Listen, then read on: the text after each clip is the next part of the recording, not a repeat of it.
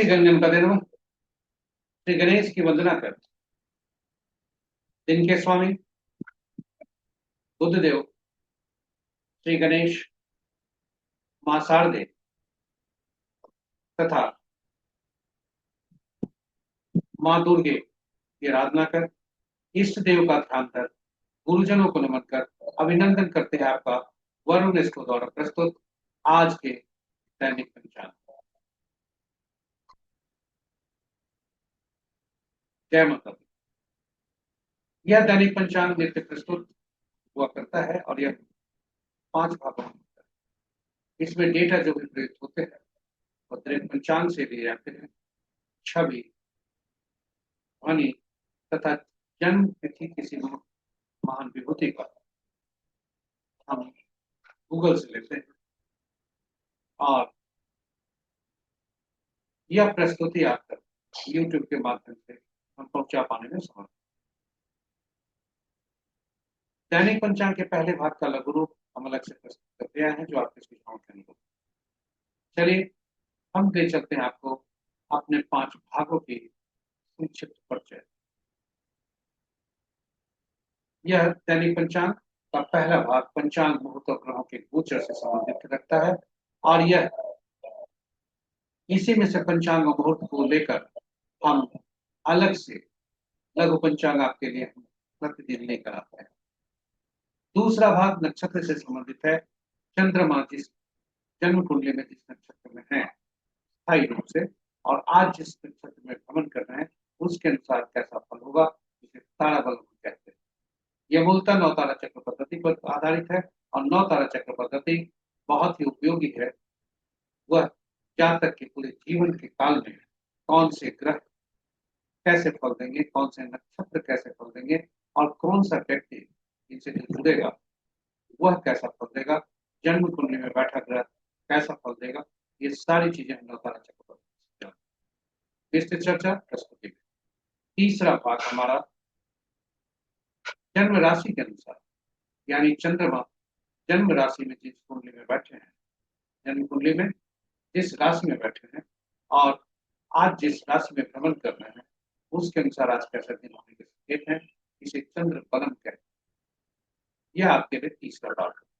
चौथा भाग सभी कार्यों के लिए, दैनिक कार्य से लेकर विशेष कार्यों के लिए चौघड़िया, एक प्रकार का मुहूर्त जो शुभ और अशुभ का दर्शाता है, काफी उपयोगी है और यह इसके फलित हमेशा सटीक हुआ करते हैं। इसकी उपयोगिता काफी अधिक है, इसी के मद्देनजर हमने चौथे भाग में चौघड़िया को रखा।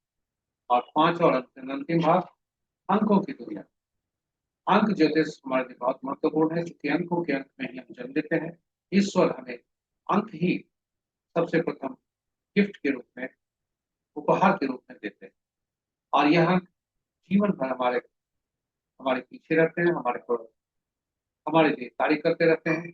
अंकों के अंक में हम रहते हैं और अंक हमारा पीछा नहीं छोड़ते, अंक का हम पीछा करते रहते हैं। ये दोनों प्रक्रिया चलते रहते हैं। तो अंक ज्योतिष पर संक्षिप्त परिचय तथा आज अंक ज्योतिष के अनुसार कैसा दिन होने के संकेत हैं, यह दोनों इसको। चलिए अब आपको हम ले चलते हैं पंचांग की संक्षिप्त चर्चा। पंचांग पर पंचांग आम बोलचाल की भाषा में जरूर है कि शुभ और अशुभ मुहूर्त जानने का माध्यम है, परंतु वास्तव में ऐसी बात नहीं है।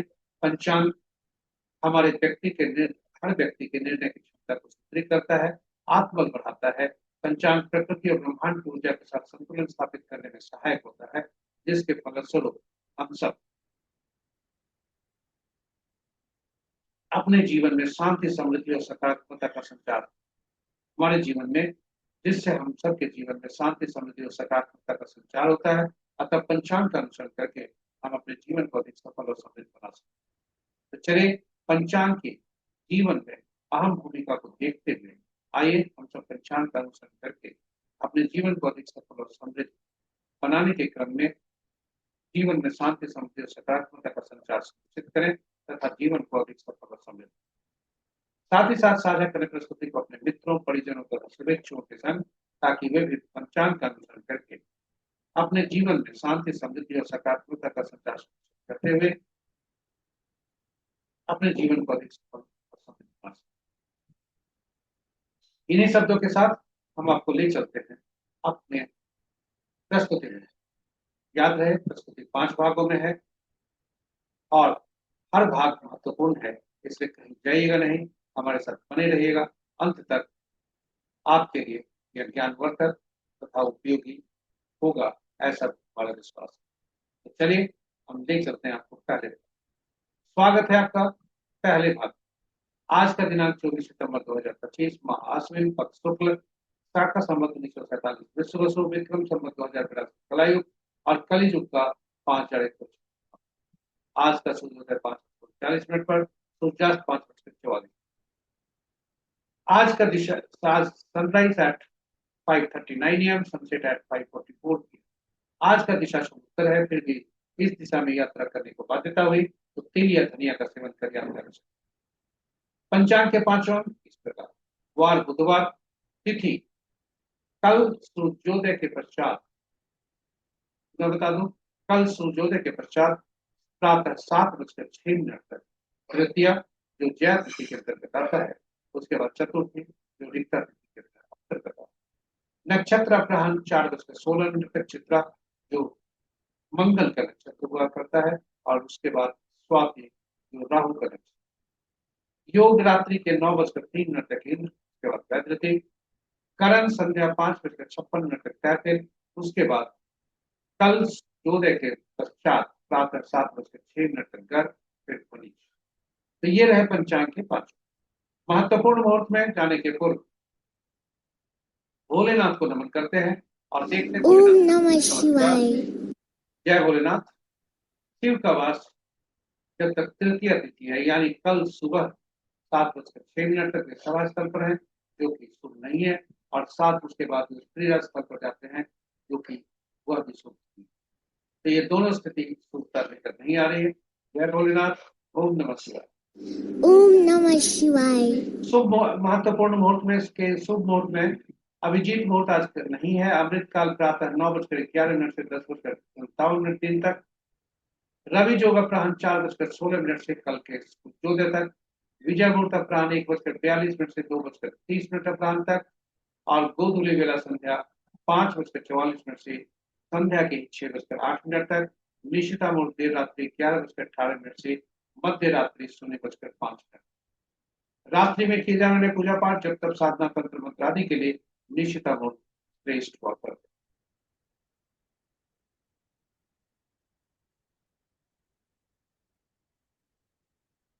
अशुभ मुहूर्त में राहु काल सबसे प्रभावी अशुभ मुहूर्त राहु काल दिन के 11:41 से 1:12 अपराह्न तक। गुलिक काल दिन के 10:11 से 11:41 तक। यमगंड प्रातः 7:09 से 8:40 प्रातः तक। और वर्ज मुहूर्त रात्रि के 10:23 से मध्य रात्रि 0:20। ये रहे अशुभ मुहूर्त। इस प्रकार महत्वपूर्ण शुभ और अशुभ मुहूर्त समाप्त हुए।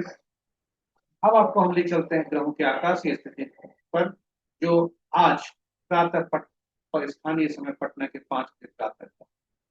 ग्रहों के अंश के अनुसार यदि देखें, चूंकि चंद्रदेव राशि परिवर्तन किए हैं, इसलिए इनका अंश कम है, इसलिए शिशु अवस्था में है। शनि देव का अंश भी कम है, इसलिए शिशु अवस्था में है। बृहस्पति देव अक्टूबर मास में राशि परिवर्तन करने वाले हैं, धीमी गति से चलते हैं, इसलिए ये भी वृद्धावस्था। शेष ग्रह मजबूत है। चंद्रदेव जो अस्त थे, मार्गी हो चुके हैं, तुला राशि में। बुध देव अभी भी अस्त हैं और अपने मूल त्रिकोण राशि में, कन्या राशि। इस प्रकार यदि देखें तो मित्र राशि में 1 ग्रह, शत्रु राशि में 3 ग्रह, सम राशि में 4 ग्रह, और अपनी ही राशि में 1 ग्रह है बुध देव। किसी भी ग्रह का आपस में राशि परिवर्तन नहीं है, और बुध देव की राशि में 3 ग्रह, शुक्र देव की राशि में 2 ग्रह, और सूर्य देव की राशि में 2। चंद्रदेव और मंगल देव की राशि में कोई ग्रह नहीं है। शेष ग्रहों की राशियों में एक एक। ग्रहों और नक्षत्र का संबंध यदि देखें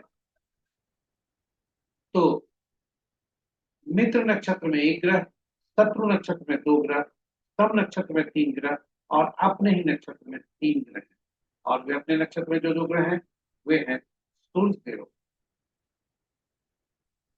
बृहस्पति देव तथा शनि। बुध के नक्षत्र में कोई ग्रह नहीं है, इसलिए स्वतंत्र ग्रह, और बृहस्पति देव के नक्षत्र में 2 ग्रह, शेष ग्रहों के नक्षत्र में एक एक ग्रह है। केतु और शुक्र आपस में नक्षत्र परिवर्तन कर रहे हैं, केतु देव शुक्र के नक्षत्र में और शुक्र देव केतु के नक्षत्र। तो ये रहे हमारे पहले भाग की प्रस्तुति। अब आपको हम ले चलते हैं दूसरे भाग में। किसी ग्रह का आज राशि परिवर्तन भी नहीं। चलिए दूसरे भाग में आपको ले चलते हैं। स्वागत है आपका। जन्म नक्षत्र के अनुसार आज कैसा फल हो, यानी चंद्रमा जिस नक्षत्र में गोचर कर रहे हैं, चंद्रमा जिस नक्षत्र में स्थायी रूप से विराजमान है जन्म कुंडली में, ये दोनों को ताल मिलकर हम आज का फल निकालते हैं। ताराबलम के ये इसे ताराबलम कहा जाता है। ताराबलम के समक्ष जो हॉरिजॉन्टल कोलम है उसमें नक्षत्रों के नाम है। ये चंद्रमा के गोचर से संबंधित है, और चंद्रमा जिस जन्म कुंडली में जहां पर है उन नगरीन है ताराबलम के नीचे जो वर्टिकल रोज है उसमें जो नक्षत्रों के नाम है से संबंधित, और दोनों को मिलान करने पर आज का तारा जन्म, संपत्ति, परिच्छेद, प्रत्यधिक, साधक, नय धनिक, मित्र या अतिमित्र हो सकती, यही 9 स्थिति बन सकती है। जब भी संपत्ति, छेद, साधक, मित्र और अतिमित्र बने तो शुभता के संकेत हैं। जन्म, विपद, प्रत्यधि और नय धन्य बने तो अशुभता के संकेत। उपाय के तौर पर कोई भी उपाय नहीं करने हैं। आप अगर शुभ काम करने जा रहे हैं, कोई नया काम करने जा रहे हैं तो उसको टालें। यदि जन्म आपका तारा, आज का तारा जन्म, विपद, प्रत्यय या नय धन्य में होता है, और इंतजार करें अच्छे फल का, अच्छे समय का, शुभ समय, और दैनिक कार्य में भी सावधानी बरतें। उपाय आपके लिए शुभ नहीं, किसी के लिए भी उपाय, क्योंकि जब भी ऐसे नक्षत्र आपके लिए संकेत देते हैं कि सावधानी बरतें। तो चंद्रमा इसे तारा बलम कहते हैं, जो तारा बलम मूल रूप से नवतारा चक्र पद्धति पर आधारित है, और यह नवतारा चक्र पद्धति का मूल अर्थ है ग्रहों के मन नक्षत्र। नक्षत्र ही ग्रह के फल देते हैं। तो अब समस्या उठता है कि 27 कुल नक्षत्र होते हैं और ग्रह नहीं है, फिर कौन से नक्षत्र किसके फल देंगे। इसे तो सभी नक्षत्रों को 3 श्रेणियों में रखे गए, 9 करके 9 नक्षत्र का समूह बनाकर 3 श्रेणी में रखे, जो आपके समक्ष प्रस्तुत। और ग्रहों को महादशा के क्रम में रखा गया। केतु पहला, शुक्र दूसरा, सूर्य तीसरा, चंद्रमा चौथा, मंगल पांचवा, राहु छठा, बृहस्पति सातवां, शनि आठवां। और पहला नक्षत्र जो हुआ हर समूह में से, यानी पहला, 10वां, 20वां नक्षत्र, इनका स्वामित्व केतु देव को दिया गया। उसी तरह से दूसरा, 11वां, 20वां नक्षत्र का समूह का स्वामित्व शुक्र देव को दिया गया। और इसी क्रम में बढ़ते हुए 9वां, 18वां, 27वां नक्षत्र जो हुए उनका स्वामित्व बुध देव को दिया गया। और यह सूची इस तरह से बनी जो आपके समक्ष प्रस्तुत है। आप उसे सहेज सकते हैं, आपके लिए उपयोगी हो सकता है। अब फलित कैसे करते हैं यह महत्वपूर्ण। फलित करते समय यह जरूर यहाँ ध्यान देंगे, चंद्रमा जिस नक्षत्र में है जन्म कुंडली में, उनके स्वामी को पकड़ें और वहां से गणना रखें, और वे पहला ग्रह जो होते हैं वे मिश्रित फल देते हैं। शुभ फल कम, अशुभ ज्यादा, इसलिए अशुभता की श्रेणी में ऊपर रखा जाता है।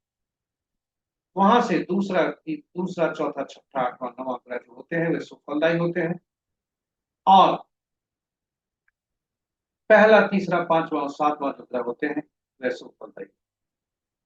और इस प्रकार हम ग्रहों की पहचान कर सकते हैं कि कौन से ग्रह हमारे लिए शुभ फलदायी है, कौन से अशुभ फलदायी। और जब यह पहचान हो जाती है, उदाहरण स्वरूप यदि चंद्रमा के नक्षत्र में किसी जातक का जन्म हुआ तो उसके लिए मंगल दूसरा ग्रह बने जो कि शुभ फलदायी होंगे, राहु तीसरा, चौथा बृहस्पति, पांचवा शनि, छठा बुध, सातवां केतु, आठवां शुक्र और 9वां सूर्य। इस प्रकार यदि कहें शुक्र और सूर्य मित्र और द्विमित्र हुए। केतु देव नय धनी के कारक, काफी पीड़ा देते हैं। और इसी क्रम में हम देखते हैं कि ग्रह कैसे खुलते हैं। तो यदि हम जान गए कि हमारे लिए चंद्रमा के नक्षत्र में जन्मे जातक के लिए यह थंब रूल बन गया, यह नियम बन गया कि मंगल संपत्ति के कारक होंगे। तो चंद्रमा के नक्षत्र में जन्मे जातक के लिए, चाहे वो रोहिणी में जन्मे हो, हस्ता में जन्मे हो या श्रवण के नक्षत्र में जन्मे हो, जन्म कुंडली में चंद्रमा जिस नक्षत्र में है, यानी मंगल जहां पर है, उनसे संबंधित यदि कार्य करें, क्योंकि मंगल संपत्ति के कारक हैं, तो फिर उनके संपत्ति का लाभ हो सकता है। और इस प्रकार हम इसी तरह से हम दशा महादशा का फल देख सकते हैं, और पूर्व में हम जान सकते हैं कि कौन से दशा हमारे लिए शुभकारी होंगे, कौन से अशुभ। और जब यह जान गए तो हम ये भी जान सकते हैं कि हमारे लिए कौन से दशा महादशा का फल अच्छा होगा, कौन सा हमारे लिए पीड़ादायक होगा, उसकी मात्रा की, क्योंकि जैसे जैसे क्रम संख्या बढ़ती है वैसे वैसे पीड़ा बढ़ती या शुभता बढ़ती। तो जब यदि पहले से हमको मालूम है तो शुभ कार्य हम उसी अवधि में करेंगे जो शुभ दशा महादशा का फल है, और अशुभ ग्रह के महादशा का फल में हम अपने आप को मानसिक रूप से तैयार रखेंगे, चुनौती का सामना करेंगे, जिससे अंत तो गत्वा पीड़ा कम हो। उसी तरह से ग्रहों की स्थिति को देख सकते हैं। जो ग्रह हमारे लिए शुभकारी नहीं है, वे ग्रह अच्छी स्थिति में होने के बावजूद फल कहां से दें। तीसरी स्थिति बनती है कि यदि हमारा कोई व्यक्ति, हम जिससे बिजनेस पार्टनर कर रहे हैं, यदि संपर्क में है उसके ग्रह, उनके उनके नक्षत्र, जिस जातक से हम पार्टनरशिप कर रहे हैं, यदि वो हमारे लिए संपत्ति का कारक है, तो उससे कोई भी व्यवसाय करने में शुभकारी। संपत्ति के कारक वही अगर विपत्ति के कारक हैं तो फिर, यानी यदि चंद्रमा के नक्षत्र में जन्मे जातक के लिए, आगे यदि राहु के नक्षत्र में जन्मे जातक हैं तो उनके लिए विपद का कारक हो। उसी तरह यदि कोई व्यक्ति केतु नक्षत्र में जन्मा हो और वह राहु के चंद्रमा के नक्षत्र में जन्मे जातक से संबंध जोड़ रहा हो, तो उसके लिए काफी पीड़ादायक। और इसी प्रकार हम सभी ग्रहों के फल देखें तो यह नवतारा चक्र पद्धति सटीक प्रमाणित देती है, और हमारी इसलिए विशेष प्रस्तुति आपके लिए अलग से हमने रखा है ज्ञानवर्धन के लिए, साथ ही साथ उसकी उपयोगिता आपके लिए बढ़ाने की। जरूर देखें नवतारा चक्र पद्धति प्रस्तुत विशेष प्रस्तुति, जिसमें हमने भगवान राम, माँ सीता तथा पवन पुत्र हनुमान की भी कुंडली रखी है, और यह प्रमाणित करने का कोशिश किया है कि उनके साथ संबंध कैसे। यह नवतारा चक्र पद्धति। तो चलिए अब आपको ले चलते हैं आज के ताराबलम पर वापस। आज ताराबलम क्या कहता है, चंद्रमा आज कैसी स्थिति दे रहे। तो चंद्रमा आज गोचर कर रहे हैं चित्रा नक्षत्र। वे चित्रा नक्षत्र से संध्या 4:16 तक रहेंगे। उसके पश्चात वे स्वाति नक्षत्र में जाएंगे जो राहु के। कोई भी जातक अपना फल इस प्रकार देख सकता है। उदाहरण स्वरूप यदि भरणी, पूर्वा फाल्गुनी या पूर्वाषाढ़ नक्षत्र में जन्मा जातक होगा तो पहला भाग क्षेम का होगा, शुभकारी होगा, और दूसरा भाग अशुभकारी होगा। उसी प्रकार यदि कोई जातक पुनर्वसु, विशाखा, पूर्वा फाल्गुनी नक्षत्र में जन्म या पूर्वा भाद्रपद नक्षत्र, पुनर्वसु, विशाखा या पूर्वा भाद्रपद नक्षत्र में जन्म है, तो दोनों भाग इसके मित्र और अति में दोनों आज शुभकारी। और इस प्रकार हम किसी भी नक्षत्र में जन्मे जातक का फल देख सकते हैं, आप भी देख सकते हैं। यहां स्मरण रहे, यदि आज का जन्म आपका तारा जन्म विपद प्रत्यय या नैधन्य में है तो फिर शुभ कार्य को टालें। वहीं संपत्ति, क्षेम, साधक, मित्र और अति मित्र है तो शुभ कार्य को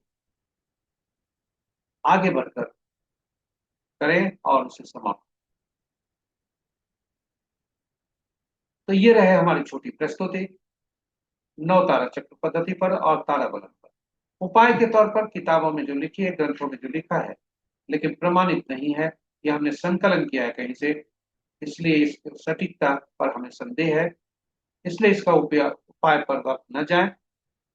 तो सबसे अच्छा उपाय यही है कि जब भी आपका तारा जन्म विपत प्रत्यय और नैधन में पड़ता है तो कोई भी शुभ काम करने में उसे टालें और दैनिक कार्यों में भी सावधान।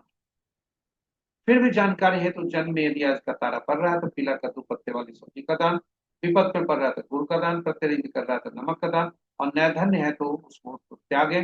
पुनः वही बात हो गई जो हमने आरंभ में कहा था, मजबूरी हुई तो तिल सहित स्वर्ण का दान करें। किंतु कितना कारगर होगा यह हम नहीं बता सकते, इसलिए जोखिम नहीं लेने की सलाह हम दे रहे हैं। तो चलिए इसी प्रस्तुति के साथ हम आपको अब ले चलते हैं नक्षत्र से राशि। राशि के अनुसार आज चंद्रमा कैसा फल दे रहे हैं। आज राशि परिवर्तन नहीं, इसलिए चंद्रमा तुला राशि में भ्रमण कर रहे हैं। एक अंश के हैं, शक्ति थोड़ी कम, शिशु अवस्था में है, बाल्यावस्था। फिर भी आज जो चंद्रमा विभिन्न राशि में के जन्मे जातक के लोगों के लिए आज क्या फल देंगे, यानी चंद्रमा विभिन्न राशियों में जो बैठे हैं जन्म कुंडली में, उसके अनुसार आज कैसा फल।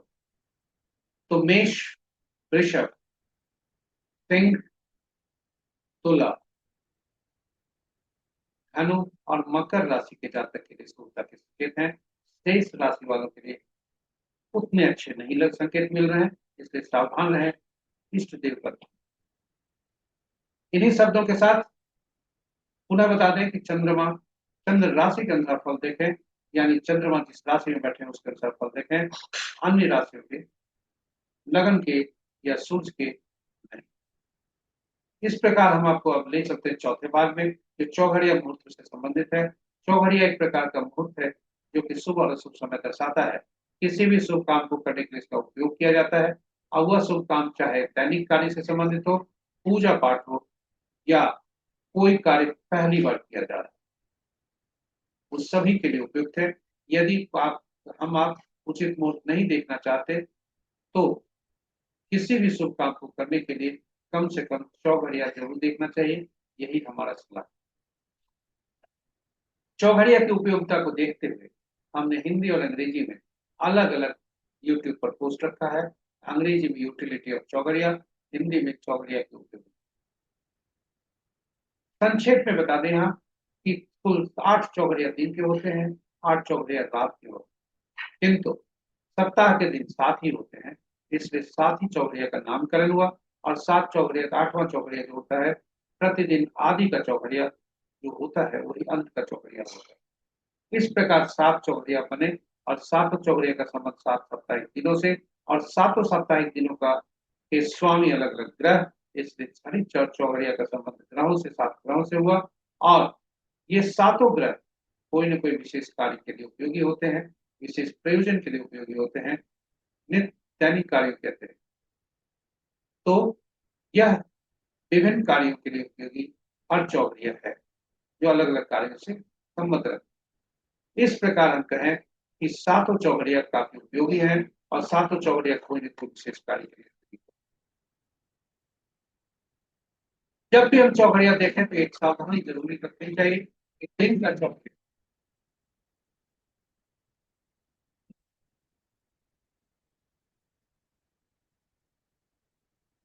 जब भी हम चौघड़िया देखते हैं तो यह सावधानी रखनी चाहिए कि दिन का चौघड़िया राहु काल, काल बेला और वार बेला से ग्रसित हो सकता है, और रात्रि का चौघड़िया काल रात्रि। और जब भी कोई चौघड़िया शुभता से व्याप्त हो तो उस चौघड़िया का त्याग करना चाहिए, परित्याग करना चाहिए। शुभता उसमें बिल्कुल नामो निशान नहीं, अशुभता ज्यादा होने की संभावना। और हम कोई भी कार्य शुभता के लिए ही करते हैं, इसलिए उन मुहूर्तों को त्यागें जो अशुभता से अधिक व्याप्त। तो आज चलिए आज का चौघड़िया देखते हैं, आज का चौघड़िया कैसा है। आज बुध का चौघड़िया, लाभ चौघड़िया से दिन का आरंभ, लाभ चौघड़िया से दिन की समाप्ति, और बीच में काल चौघड़िया जो 8:40 से 10:11 तक है, वह काल बेला से ग्रसित है। और रोग चौघड़िया जो 11:41 से 1:12 तक है, वार बेला और राहु काल से ग्रसित। रात्रि का चौघड़िया देर रात्रि या इसका कहें भोर में 2:40 से 4:10 तक जो चौघड़िया लाभ चौघड़िया है, वह काल रात्रि। तो इस प्रकार हम 3 चौघड़िया शुद्धता से व्याप्त है, इनको त्याग करना चाहिए। 23 चौघड़िया शुद्ध। अमृत चौघड़िया को सर्वोत्तम चौघड़िया कहा जाता है, क्योंकि यह चंद्रमा से संबंध है और ये सभी कार्यों के लिए उपयुक्त हुआ करते हैं। तो ये रहा हमारा आज का चौघड़िया। इस प्रकार चौथे भाग की प्रस्तुति यहाँ पर समाप्त होती है। पांचवें और अंतिम भाग में आपको हम लेकर आए हैं। यहाँ पर हम अंक ज्योतिष के बारे में जानेंगे। अंक हमारे लिए बहुत महत्वपूर्ण हुआ करते हैं। ईश्वर हमें जब जन्म लेते हैं तो ईश्वर हमें उपहार के तौर पर अंक देते हैं जन्म तिथि के रूप में। जन्म तिथि में जन्म तिथि माह और वर्ष हुआ करता है जो स्थायी होता है, इसे बदला नहीं जा सकता। और यहाँ से हमारा हमारी यात्रा आरंभ होती है। और ये अंक हमारे लिए, इससे निकलने वाले अंक, खास करके मूलांक और भाग्यांक, ये काफी उपयोगी हुआ करते हैं। जन्म तिथि, जब भी अंक ज्योतिष में एकल अंक पर ही हम काम करते हैं, यानी सिंगल डिजिट वे 1 से 9 जो अंक हुए उसी पर पूरा अंक ज्योतिष आधारित। आसान है जानना, क्योंकि इसमें 1 से 9 तक ही हमें याद रहे। शून्य को गणना में नहीं ली जाती है, क्योंकि शून्य अनिश्चितता को दर्शाता है। 1 से 9 तक के अंक को देखें तो 5 अंक ऐसा है जो 1 से 9 के बीचों बीच आता है, यानी वो मध्यस्थता का काम करता है, संतुलन का काम करता है। और 1 से 9 के अंक को देखें तो ये सभी ग्रह, इनके एक शासक ग्रह हैं 1 से 9 को। 1 के सूर्य, 2 के चंद्रमा, 3 के बृहस्पति, 4 के राहु, 5 के बुध, 6 के शुक्र, 7वां का केतु, 8वां का शनि, 9वां का मंगल। और इन अंकों को विशेष नाम से अंकों की दुनिया में बुलाया जाता है, जाना जाता है। 1 को राजा से या सरकार से, 2 को रानी से या पार्टनर से, 3 को गुरु से या सलाहकार से, 4 को शरारती तत्वों से या नियम तोड़ने वाले व्यक्तियों से, 5 को राजकुमार से, 6 को मंत्री से या सुख सुविधा देने वाले व्यक्तियों से, 7वां धर्मगुरु से या जिस ऐसे व्यक्ति से जिन्हें आगे की घटनाओं के लिए पूर्वाभास हो जाता है, वैसे व्यक्तियों से, 8 को अधीनस्थ से, यानी समाज के नीचे तबके के लोग, हमारे अधीनस्थ कार्य करने वाले लोग, नीचे लोग, यानी नौकर चाकर, और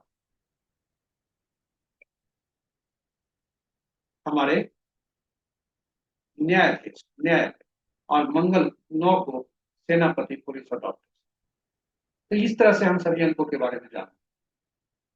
अब प्रश्न उठता है कि जब जन्म तिथि हमारे रूप में आते हैं तो जन्म तिथि को में 3 महत्वपूर्ण अंक होते हैं, तिथि और माह, वर्ष। और जब भी, चूंकि अंक ज्योतिष एकल अंक पर काम करता है, तो जब भी हमें 2 तथा 2 से अधिक अंकों का समूह मिल जाए तो उन्हें हम जोड़कर एकल अंक में परिवर्तित करते हैं। और तिथि को जब जोड़कर एकल अंक परिवर्तित करते हैं तो मूलांक कहलाता है, ड्राइवर कहलाता है। तिथि, माह और वर्ष को जोड़कर जब एकल अंक में परिवर्तित करते हैं तो वह कंडक्टर कहलाता है, और इसे भाग्यांक कहते हैं। मूलांक और भाग्यांक में आपस में तालमेल होना अत्यावश्यक है, नहीं तो जीवन की नैया में विभिन्न बाधाएं आती। जीवन की जो बस चलती है, ड्राइवर और कंडक्टर आपस में तालमेल नहीं हो तो जीवन का बस सुचारू रूप से नहीं चलता। और तब हमें जरूरत पड़ती है एक ऐसे डायनेमिक अंक जो इन दोनों के बीच में मध्यस्थता का काम करे, इन दोनों का। इन अंकों से, जन्म तिथि के अंकों से और भी अंक निकलते हैं। एंजल नंबर निकलता है वर्ष से, अचीवमेंट नंबर अंक निकलता है जन्म तिथि तथा माह से, और सबके अलग अलग मायने होते हैं। किंतु हम, चूंकि जन्म और ये सभी जो अंक निकलते हैं इनसे, वो स्थायी होते हैं, ये बदले नहीं जा सकते। डायनेमिक अंक वो होते हैं जिन्हें हम बदल सकते, और वह पहला अंक होता है डायनेमिक अंक हमारे जीवन में नाम। आश्चर्यचकित हो गए ना कि आखिर नाम में तो अक्षर होते हैं, ये अंक नाम में कहां से आ गए। नाम में अक्षर जो प्रयुक्त होते हैं उनके उन अक्षरों के अंकीय मूल्य होते हैं, और वही अंकीय मूल्य अक्षरों के जो नाम के साथ जो अक्षर हैं उनको अंकीय मूल्य से परिवर्तित कर उनको जोड़कर एक अलग पर परिवर्तित करते हैं और यह प्रयास करते हैं कि ये अंक हमारे मूलांक और भाग्यांक के शत्रु न हो तथा नाम का पहला अक्षर भी जो है उसके जो अंकीय मूल्य है वे पहला वो जो है मूलांक और भाग्यांक ड्राइवर और कंडक्टर का शत्रु। तब आप जानना चाहेंगे आपके मित्र कौन है शत्रु कौन है। तो शत्रु को अगर जान लीजिए तो मित्र को खुद ही जान लें। तो अब आइए आपके पास शत्रु अंक कौन कौन है, किस अंक के कौन कौन शत्रु। 1 के 8, 2 के 4, 6 के 8, 9, 3 के 6, 4 के 8, 4 2, 5 के कोई नहीं, 6 के 3 9, 7 के 7 9 3, 8 के 1 2 9 4 8 और 9 के 6 4 2 8।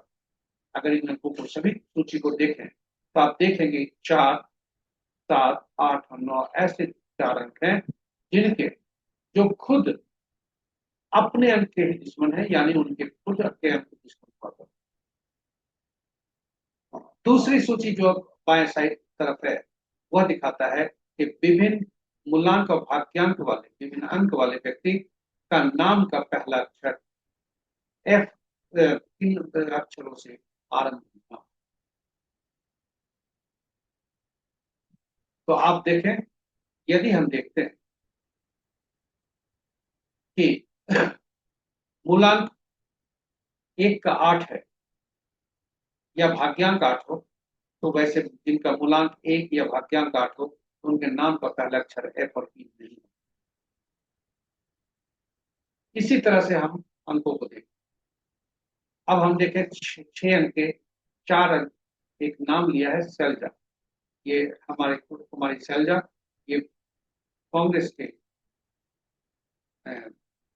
ये एमपी हैं, पॉलिटिशियन है, इंडियन पॉलिटिशियन। कम उम्र में ही उन्होंने राजनीति ज्वाइन की और इनका मूलांक 6 भाग्यांक भी 6 होता है तथा इनका नाम 4 पर जा रहा है। 6 के लिए 4 शत्रु नहीं है, तो या तो तटस्थ होगा या मित्र होगा जो कि शुभ। इसी तरह से हम जानते हैं, साथ ही साथ कुमारी सैलजा मैम का आज 24 तारीख को उनकी जन्मतिथि भी है। 24/9/1962 का जन्मतिथि है। उनको जन्मदिन मुबारक देते हुए शैलजा मैडम का नाम का पहला अक्षर एस होता है जो कि 3 अंक दे रहा है और 3 अंक 6 अंक के लिए शत्रु शुभता के संकेत नहीं। 6 अंक के 3 और 9 शत्रु होते हैं और इनके अंकों को देखें तो 9 अंक शुभता है, 9 अंक ज्यादा है।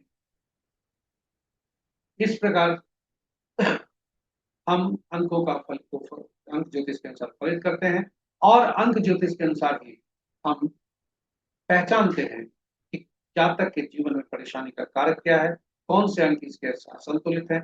उन अंकों को संतुलित करने की प्रक्रिया ही अंक ज्योतिष का काम। जातक का जन्म जब हो तो बाल्य अवस्था में उसका जब नामकरण होता है तो हम ऐसा नाम उसको दें ताकि भविष्य के लिए वह लाभदायक। चूंकि नाम ऐसा होता है जो जीवन में हम डायनेमिक अंक जरूर होता है, हम उसे तय करते हैं, लेकिन यह स्थायी होता है, जीवन भर इसको ऊर्जा देता है और यह सुनिश्चित करते हैं कि कोई भी अंक चुने, चाहे वो शहर का नाम हो, मोबाइल अंक हो, गाड़ी का अंक हो, मूलांक और भाग्यांक का शब्द। इन्हीं शब्दों के साथ हम आपको ले आए हैं आज के अंक ज्योतिष के अनुसार आज कैसे दिन है। आज का दिनांक 24/9/2025। आरंभ में ही हमने कहा था सितंबर माह में कि सितंबर माह में जो भी बच्चे जन्म लेंगे सितंबर 2025 माह में उनके मूलांक और भाग्यांक 6 एक ही होंगे। आज का मूलांक और भाग्यांक 6। जिस तरह शैलजा मैडम का 6 मूलांक भाग्यांक 6 है, उसी प्रकार यह भाग्यांक 6 और मूलांक भी अच्छे। भाग्यांक 6 का विभिन्न मूलांक से आज संबंध कैसा है, चलिए वह जानते। तो सभी के साथ मित्रता, काहू से नहीं बैर, किंतु इनकी बैर अगर है तो वह 3 अंक से है तथा 9 अंक। 6 अंक की शत्रुता 3 और 9 से है, 2 के साथ यह तटस्थ हैं। इसलिए तीन ऐसे जातक जिनका जन्म 3/12/21 को हुआ है या 9/18/27 को किसी भी माह का हुआ है, सावधान रहें आज के कार्यकलाप में, वाद विवाद से दूर रहें, वाहन चलाते समय सावधान रहें, अपने आप को काम डाउन रखें तथा डॉक्यूमेंट साइन करते समय भी सावधान, ताकि क्योंकि आज सूर्य से संकेत अच्छे के नहीं मिले। शेष मूलांक वाले शेष तिथि को जन्मे जातक के लिए शुभता के संकेत, तो उनके लिए दिन शुभ है। चलिए इन्हीं शब्दों के साथ ये प्रस्तुति अंतिम चरण पर पहुंच गई। जय माता दी। यदि आप प्रस्तुति को पहली बार देख रहे हैं तो चैनल को सब्सक्राइब करें, साथ ही साथ नोटिफिकेशन बटन को दबा दें और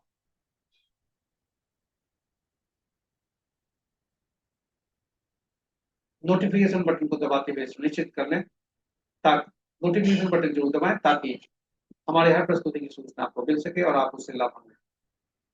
सभी नए पुराने सब्सक्राइबर से अनुरोध है कि साझा करें प्रस्तुति को अपने मित्रों, परिजनों और शुभेच्छुओं के संग, ताकि हर भाग का वे अध्ययन कर उसका उपयोग कर सकें, लाभान्वित, और उनके इस प्रयास में हम एक माध्यम बनकर उन्हीं के बंदी बने। तो चलिए, नवरात्रि का त्योहार है, आज बुधवार का दिन है। गणेश, बुद्ध देव, मां शारदे को नमन करते हुए,